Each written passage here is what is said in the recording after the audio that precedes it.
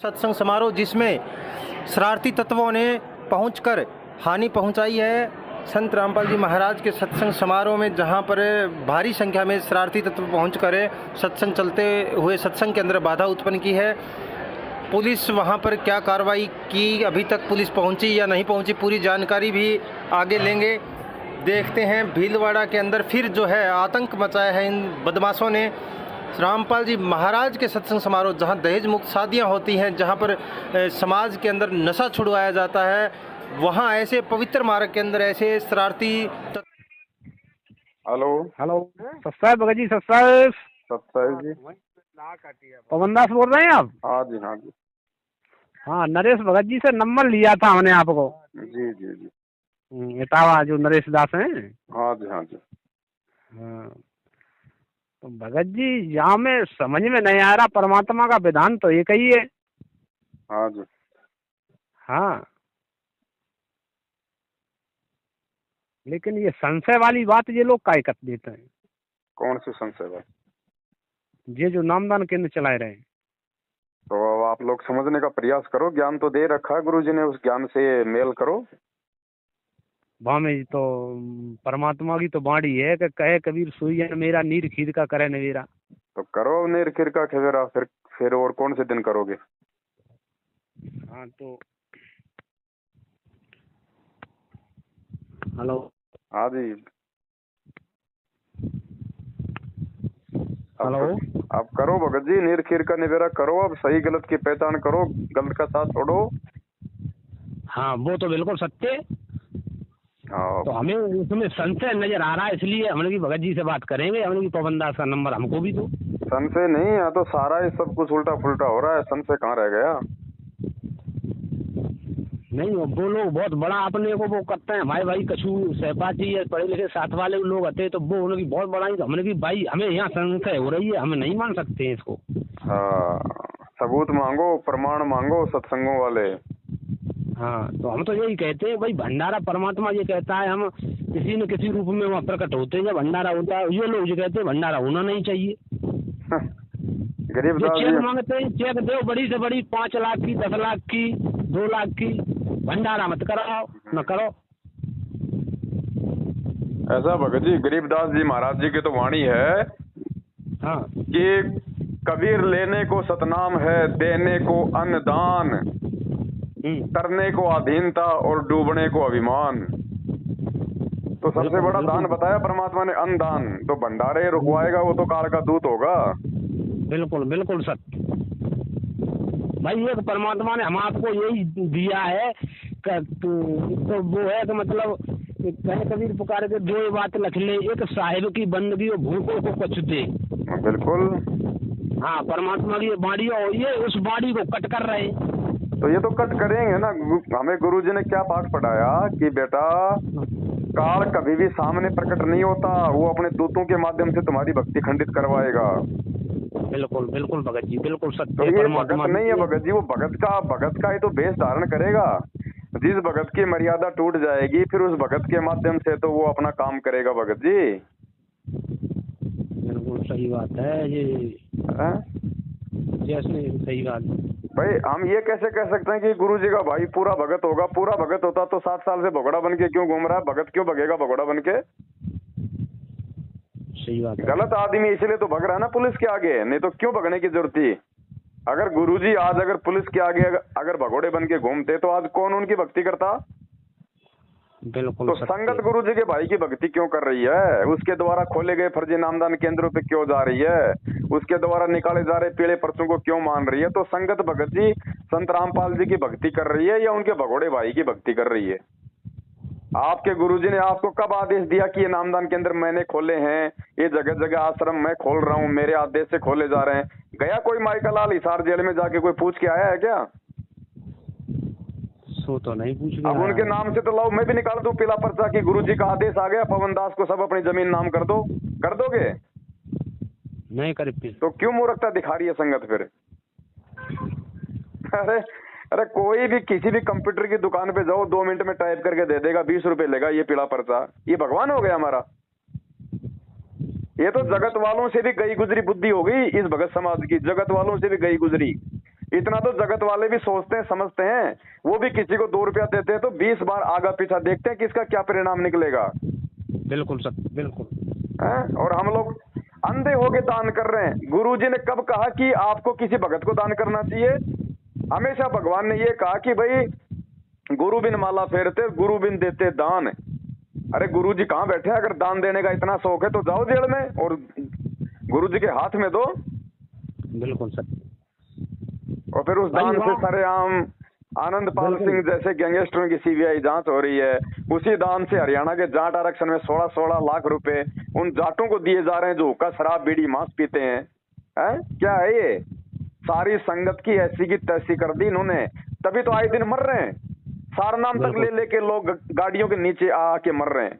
अब इससे बड़ी दुर्गति और क्या होगी? अब भगवान भगत जी कोई मतलब सायरन बजा के समझाएगा क्या?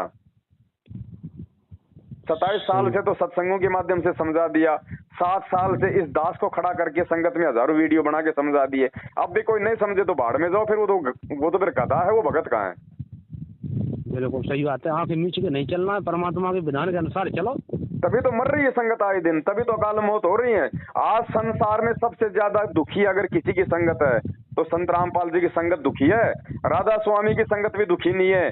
जय गुरुदेव की संगत भी इतनी दुखी नहीं है। क्यों दुखी है? क्योंकि वो अपने गुरु वचन पे नहीं चलते। सब मर्यादा तोड़ चुके हैं राजनीतियां कर करके। तो 6 महीने में कांग्रेस को वोट, 6 महीने में बीजेपी को वोट। राम रहीम से भी गया गुजरा साबित कर दिया मैनेजमेंट ने अपने गुरुजी को। उसने भी आज तक कभी पार्टी नहीं बदली, 20 साल हो गई, वो भी बीजेपी का एजेंट है। और ये 6 महीने में पार्टियां बदल रहे हैं। तो क्या हमारे गुरुजी राम रहीम से भी गए गुजरे हैं क्या? लेकिन इन्होंने साबित कर दिया संगत के सामने, गुरुजी का नाम ले लेके आदेश दे गुरुजी का, भाई नाम ठोक दो गुरुजी का, क्योंकि संगत तो गुरुजी के नाम पे मूर्ख बनेगी ना। हाँ, सही बात। अब ये संगत ने सोचना चाहिए, दोषी हो रही है संगत परमात्मा की दोषी। क्योंकि संगत अगर मैनेजमेंट का साथ नहीं देगी तो गलत काम कहां से होगा? संगत उनको पैसा देगी तभी तो उल्टा काम करेंगे ना। वो संगत उनको साथ देगी तभी तो उल्टा काम करेंगे ना। तो दोषी कौन हो रहा है? मेन दोषी है संगत। सही बात भाई वो तो काल के दूत है, उनका तो काम है आपकी भक्ति को खंडित करवाना। लेकिन आपके भेजे में क्या गोबर भरा है? 27 साल से भगवान ने गोबर भरा था ज्ञान। तो इसलिए आज हमसे भगवान भी दुखी और मर्यादा तोड़ के हम खुद भी दुखी। तो बताओ भगत जी इसमें और क्या करेगा? बताओ। बिल्कुल सत्य। हमारे खुद भटक गए और मतलब तो इन्हें ठेका ले ला है। पहले जो काल के पंथ थे ऐसे इन्हें ठेका ले ला। अब निकलो भगत जी, संगत धीरे धीरे निकल रही है। रोजाना सैकड़ों की संख्या में, हजारों की संख्या में लोग इस मैनेजमेंट से पीछा छुड़वा रहे हैं। लोगों को अब सच्चाई समझ में आ रही है, क्योंकि 7 साल हो गए इन्होंने खूब इनको साथ दे के देख लिया। किसी के घर में कोई बरकत नहीं है, सब दुखी हैं, सब परेशान है। भगवान क्या करेगा? जब गुरुजी ने कह दिया बेटा अगर तूने तेरी ट्यूब में अगर तूने पंचर अगर कर रखा है तो चाहे कितनी हवा भरता रहे तू, दान धर्म की, भक्ति की, आरती, सेवा, सुमरण की, वो हवा निकलेगी निकलेगी। तो मैनेजमेंट का साथ ही मर्यादा तोड़ना है। मैनेजमेंट नाम ही काल है और उसकी संगति जो करेगा उसको तो पंचर होगा ही होगा। वरना देख लो ये 7 संगतियां 7 साल से, कोई भी एक ऐसा भगत बता दो जो आज तक कोई अकाल मौत मरा हो। भाई परमात्मा का विधान टूट जाएगा भाई। ये छटनी हो रही है भगत जी कि कौन मेरा है कौन काल का है। ये देखा देखी का मार्ग थोड़ी है, भेड़ चाल थोड़ी है, 650 साल पहले वाला समय थोड़ी है भगत जी। आज भगवान ने शिक्षा क्यों दी, टेक्नोलॉजी क्यों दी, विज्ञान क्यों दी, 27 साल से आज ये मूल ज्ञान क्यों दिया। आज भी यदि हम सामने हमारे रसगुल्ला रखा है, गोबर रखा है, हम रसगुल्ले को ठोकर मार के अगर गोबर खाएंगे तो फिर खाओ भाई, फिर तो परमात्मा भी कुछ नहीं करेगा। अरे 27 साल हो गए, लोग एक गुरुद्रोही की परिभाषा नहीं पहचान रहे कि गुरुद्रोही होता कौन है। अरे गुरुद्रोही तो गुरु जी को गालियां निकालता है, विपरीत चलता है। असली गुरुद्रोही तो मैनेजमेंट है जिनके कुकर्मों के चलते पूरी दुनिया आज गुरु जी को गालियां निकाल रही है। आज भीलवाड़ा में देखो, वहां पे राजस्थान के भीलवाड़ा में कोई सत्संग था, वहां पे गुरुजी के पोस्टर, गुरुजी की फोटो ओली की तरह बीच रोड भरे बाजार में आग के हवाले की जा रही है। इनके कर्म अच्छे नहीं है ना भगत जी। अगर ये बीजेपी का साथ देंगे तो कांग्रेस वाले इनके सत्संगों में आके उत्पात मचाएंगे, ये कांग्रेस का साथ देंगे तो बीजेपी वाले इनके सत्संगों में आके उत्पात मचाएंगे। और आज राजस्थान के भीलवाड़ा में आज दिनांक 27 मार्च 2022 को यही हो रहा है। वहां पे अभी लाइव गुरुजी के पोस्टरों की, फोटोओं की, वो सारी संगत के सामने, जो सत्सेवकों के ऊपर दादा बनते हैं ना, दादा बनते हैं ये, उन महारथियों के सामने वहां पे गुरुजी के पोस्टरों की, फोटोओं की, पुस्तकों की होली फूकी जा रही है। जाओ देखे कौन से डिप्टी के पास जाओगे। सात संगतियां रुकवाने तो बहुत जल्दी आ जाते हो तुम, पुलिस वाले को ले आते हो। अब जाओ ना, तुम्हारे बाप दादाओं को छेड़ो, देखे वहां जाके तुम्हारी आंखों के सामने होली फूक रहे हैं वहां गुरुजी के पोस्टरों की। अब कोई नहीं बोलेगा, अब नहीं बोलेंगे। अगर मैनेजमेंट अगर गुंडा है तो वो गुंडों के बाप हैं, उनके आगे कोई नहीं बोलेगा। बेचारे सत्सेवक हैं जो बेचारे ना किसी को मारते ना गाड़ियां काटते, अरे बैठ के अपने भगवान का बेचारे भजन करना चाहते हैं, तुम उनके साथ संगतियां रुकवाते हो तो क्या होगा तुम्हारे साथ में। बिल्कुल सत्य बात। इन्होंने भगत जी हिसार में 7 संगति रुकवाई, उसका परिणाम इनको देख लो कहाँ मिला। मंदसौर में वहां पे आरएसएस वालों ने आके इनके सत्संगों में गोलियां चलाई, वहां के कोऑर्डिनेटर को मारा। अब इन्होंने किशनगढ़ की 7 संगति रुकवाई 5-7 दिन पहले, आज देख लो क्या हो रहा है भीलवाड़ा में। वही आरएसएस वाले इनके सत्संगों में घुस गए और वहां पे गुरुजी के सामान की वहां पे होली जला रहे हैं। बताओ, अब करो, लगाओ, तुम कितने बड़े गुंडे हो, देखे दिखाओ अब अपनी गुंडागर्दी। आज फिर किया है जुल्म। राजस्थान से बड़ी खबर आई। राजस्थान के भीलवाड़ा में संत रामपाल जी महाराज का चल रहा था शांतिपूर्वक सत्संग समारोह, जिसमें शरारती तत्वों ने पहुंचकर हानि पहुंचाई है संत रामपाल जी महाराज के सत्संग समारोह में, जहां पर भारी संख्या में शरारती तत्व पहुंचकर सत्संग चलते हुए सत्संग के अंदर बाधा उत्पन्न की है। पुलिस वहां पर क्या कार्रवाई की, अभी तक पुलिस पहुंची या नहीं पहुंची, पूरी जानकारी भी आगे लेंगे। देखते हैं भीलवाड़ा के अंदर फिर जो है आतंक मचाया है इन बदमाशों ने। रामपाल जी महाराज के सत्संग समारोह, जहां दहेज मुक्त शादियां होती हैं, जहां पर समाज के अंदर नशा छुड़वाया जाता है, वहां ऐसे पवित्र मार्ग के अंदर ऐसे शरारती तत्व पहुंचकर बदमाशी की है। वहां पर पोस्टर जलाए गए हैं, तो इन लोगों की तुरंत गिरफ्तारियां होनी चाहिए। राजस्थान पुलिस जल्द से जल्द एक्शन ले और ऐसे जुल्मी व्यक्तियों पर तुरंत एक्शन लिया जाए, ताकि ऐसे व्यक्ति दोबारा ऐसी हरकत ना करें। देखिए खास रिपोर्ट राजस्थान के भीलवाड़ा से।